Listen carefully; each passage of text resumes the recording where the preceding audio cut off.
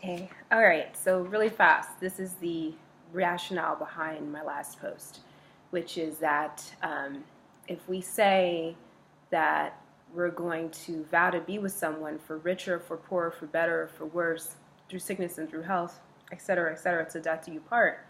The problem with that is for richer or for poorer, for fine, whatever, but for better or for worse.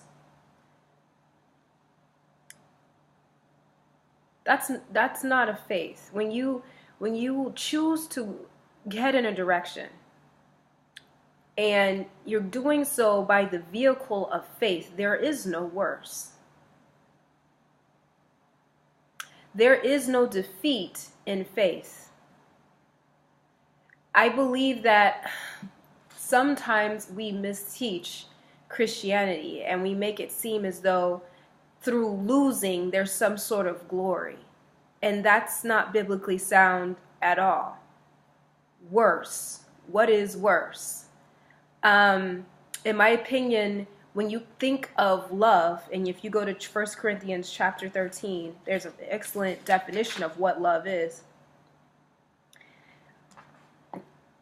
Love is, this is out of 1 Corinthians chapter 13, verse 4, starting. Love endures with patience and serenity. Love is kind and thoughtful and is not jealous or envious. Love does not brag. It is not proud or arrogant. It is not rude. It is not self-seeking. It is not provoked. It does not take into wrongdoing. It does not rejoice at injustice, but delights with the truth. Love bears all things, believes all things, hopes all things, endures all things. Where in there is defeat? Where is there worse? See, because if you are enduring all things for the worse, that's not love, that's abuse. That's not love, that's abuse.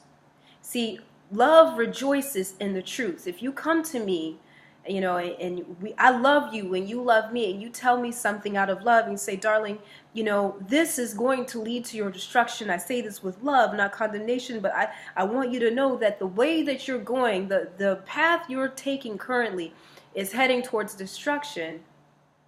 And if I don't rejoice, if I might be like, okay, wow, I didn't see that, and you have a moment, but if I'm not wanting to correct for the betterment of myself, that's not love.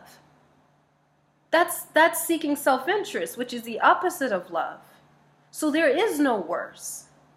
If you're delighting in the truth and you're seeking the truth and you're providing each other that feedback and you're growing together, that's love. See, this is what we have to do. We have to redefine what we establish as love these days.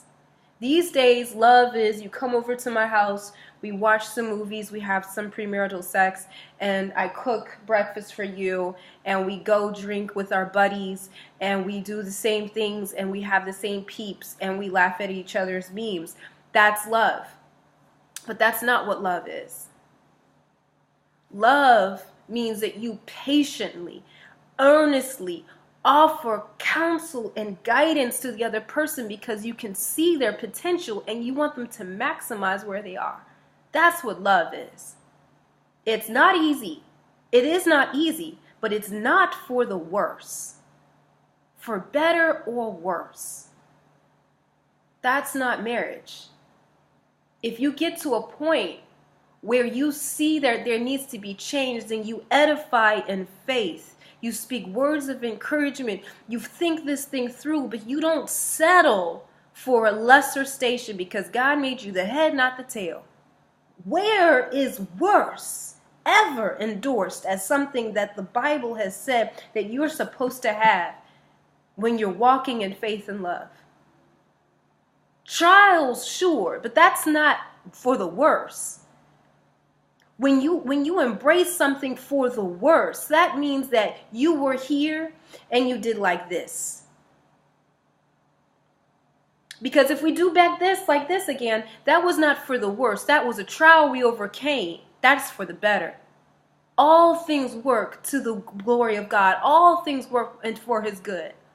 So if you're down here in an area and you come back love, that's not for the worse. That is for the better. So I don't understand why we vow for better or for worse. I think a better promise. You should not swear. Let your yea mean yea and your nay mean nay. It should suffice as a human being to say, I stand before God and those present,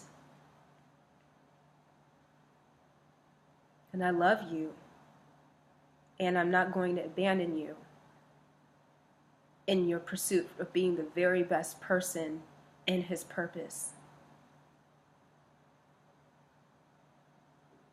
Because love covers everything that the vows are trying so desperately to summarize. But that was the rationale behind it.